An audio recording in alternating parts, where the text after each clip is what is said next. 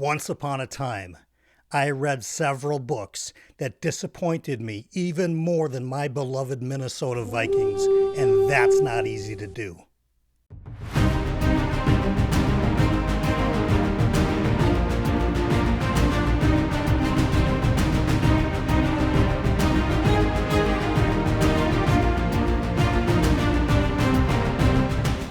Hey, welcome back to BellTube. I'm Brian Bell, and today I'm going to share with you some of the more disappointing books that I read this year. No respect at all.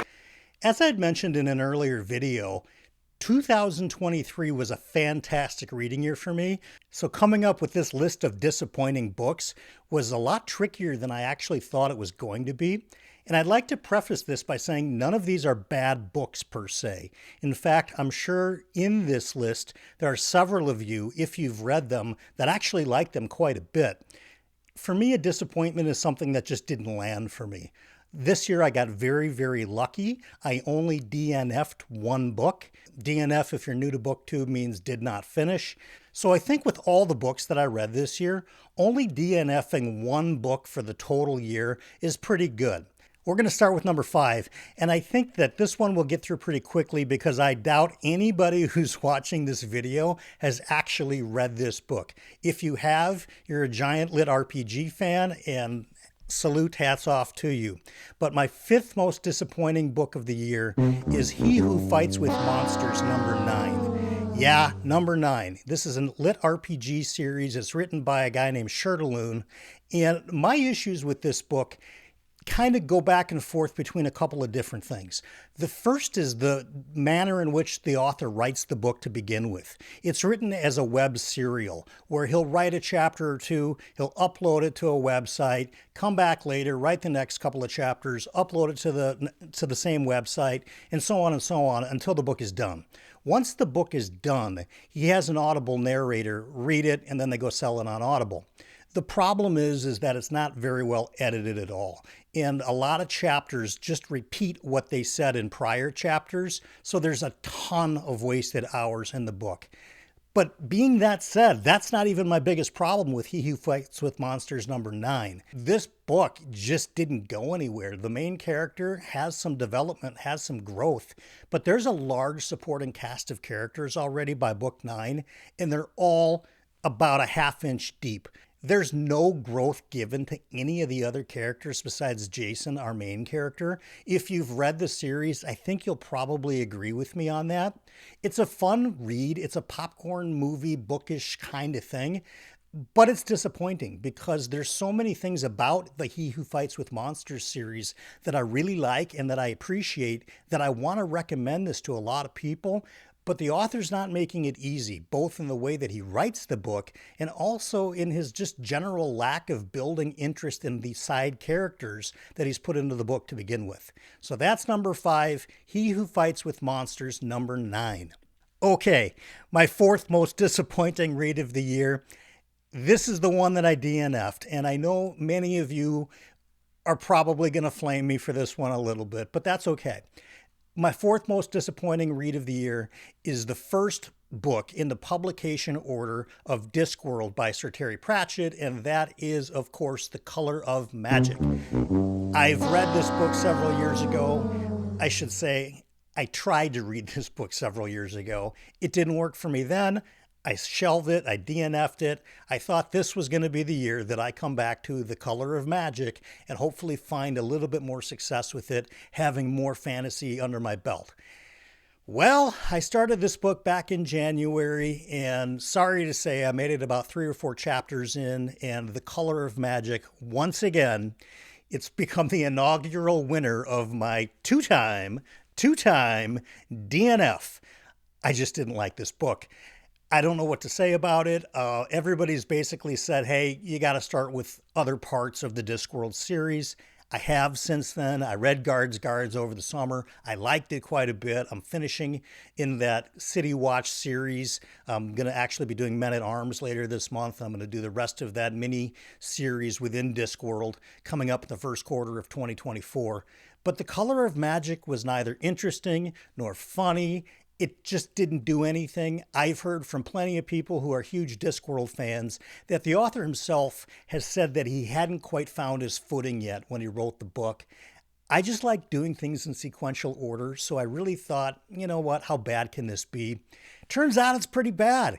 Don't recommend it unless maybe you've done a bunch of other Discworld and you've come to appreciate the author and you want to get a sense of where he started the series from, and you're a completionist and you really want to get every book in that series done.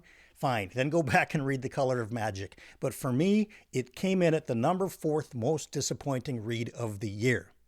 And don't forget, if you like this channel, if you want to see it grow, if you want to see more videos, if you don't already have 10,000 booktube channels you're subscribed to, you know what I'm going to ask you to do? I'm going to ask you to hit the subscribe button. I'm also going to ask you to hit the like button. Hit that notification bell so you get an email, because God knows you don't get enough emails already. But you're going to get an email when I drop a video. And if there's one thing I know you want, it's more emails. So go ahead and do that for me. It would help the channel grow tremendously. For this one, I'm almost thinking about putting a paper bag over my head to discuss my number 3 most disappointing book of the year. This is an extremely popular book, not within the fantasy community, so to speak, but within the Barnes & Noble community. And this is an author that I have seen several times, more than several times, basically has taken over the entire fantasy and science fiction section of the Barnes & Noble bookstore by my house, and I suspect that's not an anomaly. It's all over the place. She is one of the most famous authors working today, and yes, I read A Court of Thorn and Roses. It is my 3rd most disappointing book of the year. Why? Not so much because of what's in the book. Clearly, about halfway through the book, I realized that I'm not the intended audience for this book. I read it as a buddy read with one of my nieces. Both my nieces love this series, and I can understand why. It's really directed for them. This is a series that I just know for sure I'm not the target demographic for. And my disappointment isn't so much in the book itself as it is in the retail publishing world, that they've chosen, and I get it, I'm a business person too, that they've given all this book real estate within their stores to Sarah J. Maas. The books are fine, but they're not fantasy books. They're romance books. They should be in the romance section. They lean far more into the romance side of things than they do into the fantasy side of things. They're almost more of a romance book with some fantastical elements, but not the other way around, because I'm completely fine with having romance in fantasy books or romance in science fiction books, romance in really any literature. But these books, let's be honest, they're made to sell books. The stories are okay. I didn't find anything ultra original in the book. I only made it through the first book. I didn't DNF it. I wanted to get all the way through it so I could have something under my belt to actually speak to the Sarah J. Maas phenomenon. And what I've really come to is an acceptance that this book is not for me, but more so a realization of where Barnes & Noble really is as a business. If you've noticed, when you stop into their stores, about a third of their space on the floor is devoted to selling merchandise. They're a merch store. They're a coffee store. And yeah, I like having a coffee shop within the Barnes & Noble. Does it need to be Starbucks? Probably not. Maybe so from a logistics point of view, because they're coordinating big company to big company. But I think Barnes & Noble does themselves a disservice in this, because people go in there to buy books. Yeah, they probably want to get some gifts for book readers, but at the same time, that does not need to take up 37% of the store. I've heard upper management at Barnes & Noble is trying to make a corrective action for 2024 to maximize books in the real estate of the stores themselves rather than all the merch that they're schlepping. But we'll see as that goes. Number 3, A Court of Thorn and Roses, a disappointing book for me, but mostly because of that's where fantasy seems to be going, at least in the retail section, and it's making it next to impossible for true fantasy and true science fiction to get the shelf spaces that they really deserve within these huge retail institutions. Okay, my second most disappointing read of the year. It's pretty much a mainstream book that has some fantastical elements. I see all kinds of people have read it over the last several years. It's been a darling of more mainstream booktube channels, not just the niche of science fiction and fantasy, and that's The Midnight Library by Matt Haig. Okay, this book set out to do a couple of things that it sort of works, but it doesn't really work. It's about a library that you go to after you die where you can examine some of the regrets that you had in life. And there's all kinds of volumes there to pick up any of them to see what your life might have been like had you made some different choices in it. At premise, this seems like kind of a cool idea. That's why I was excited to read the book. In execution, the plot was meandering. It kind of went nowhere. It was kind of like a motivational seminar built within a novel, but not in any kind of a story-gripping way. I think we got the point after about the main character's second or third experience of living a life that she didn't in her original life, but then chose to once she got to the library and saw that there was other options that she could take a look and see how she did.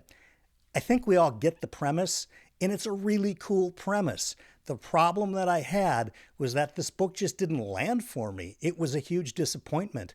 I felt like I was going to come away thinking that there were elements of our own lives that if we reflected on them a little bit differently, we'd feel more satisfaction in them. And the one thing that I did not walk away from this book with is satisfaction. Nope, I walked away with disappointment. That means it was the number 2 most disappointing read for me in 2023. Okay, it's time to get to my number 1 most disappointing read of 2023. And folks, we have exciting news. This is great. This is the first time I've ever made this list. And we have not only a tie for first place, we don't even have a 3-way tie for first place. We have a 4-way tie for first place of my most disappointing book of the year. And you know what?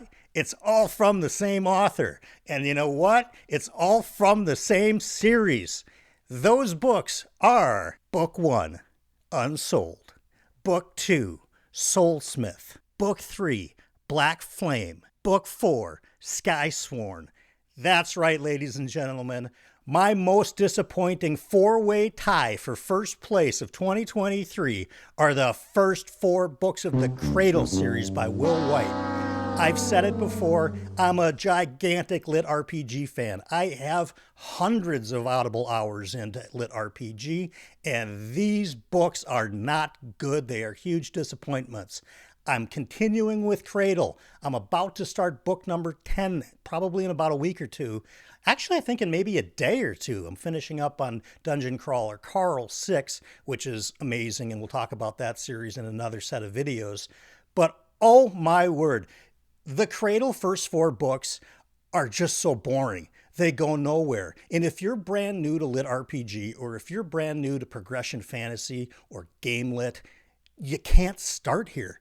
I know Mike over at Mike's Book Reviews started with book 1. I think he maybe got through it, maybe tried to get through book 2, and then DNF'd it. I can totally understand that. If this was my first experience into lit RPG or progression fantasy, I would have quit too, and I would have just said this genre is not for me.